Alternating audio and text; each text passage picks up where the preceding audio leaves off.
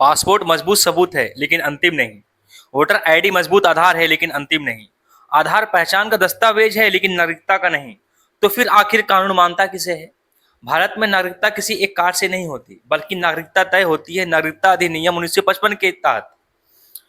यही कानून बताता है कि कौन भारतीय नागरिक है, कौन नहीं। नागरिकता किसे मिलेगी और किन परिस्थितियों में मिलेगी। दिलचस्प बात यह है कि इस पूरे कानून में कहीं भी ये नहीं लिखा है कि हर भारतीय नागरिक को एक जैसा नागरिकता प्रमाण पत्र मिलेगा। कानून नागरिकता पाने की तरीके बताता है, कोई यूनिवर्सल कार्ड नहीं। ये कानून कहता है कि भारत की नागरिकता पाने के कई रास्ते हैं।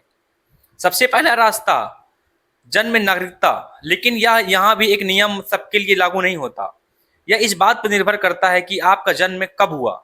अगर आपका जन्म 26 जनवरी 1950 से 1 जुलाई 1987 के बीच भारत में हुआ है, तो सिर्फ भारत में जन्म लेना ही आपके भारतीय नागरिक बनाने के लिए काफी है। उस समय आपका माता पिता के किस देश के नागरिक थे इससे फर्क नहीं पड़ता था। लेकिन 1986 में कानून बदल गया। अब अगर किसी का जन्म 1 जुलाई 1987 से 3 दिसंबर 2004 के बीच हुआ, तो सिर्फ भारत में जन्म लेना काफी नहीं था, कम से कम माता या पिता में से एक का भारतीय नागरिक होना जरूरी हो गया। फिर 2003 में कानून और सख्त हुआ। अब 3 दिसंबर 2004 के बाद जन्मे बच्चों का तभी जन्म से भारतीय नागरिक माना जाएगा जब उसके माता पिता में से एक भारतीय नागरिक हो और दूसरा अवैध प्रवासी नहीं हो, यानी इलीगल माइग्रेंट नहीं हो। यानी सिर्फ जन्म के तारीख नागरिकता तय करने के नियम भी बदल सकता है। अब मान लीजिए किसी व्यक्ति का जन्म भारत में नहीं बल्कि विदेश में हुआ है।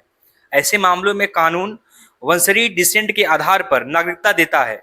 अगर माता या पिता नागरिक है तो कुछ शर्तों के साथ बच्चे को भी भारतीय नागरिकता मिल सकती है। लेकिन यहाँ भी नियम समय के साथ बदले हैं, खासकर 3 दिसंबर 2004 के बाद। विदेश में जन्मे बच्चों के लिए भारतीय दूतावास या वाणिज्य दूतावास में जन्म का पंजीकरण तय समय के भीतर करवाना जरूरी है।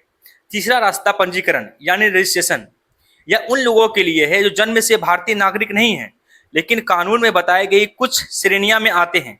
जैसे भारतीय मूल के कुछ लोग, भारतीय नागरिक से शादी करने वाले विदेशी नागरिक या भारतीय नागरिकों के नाबालिग बच्चे। अगर ये कानून में तय शर्तें पूरे करते हैं तो पंजीकरण के जरिए भारतीय नागरिकता हासिल कर सकते हैं।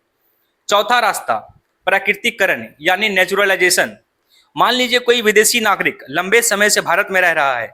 उसने कानून में तय निवास की शर्तें पूरी कर ली। आमतौर पर करीब 12 साल का निवास जरूरी होता है। इसके बाद वो भारतीय नागरिकता के लिए आवेदन कर सकता है।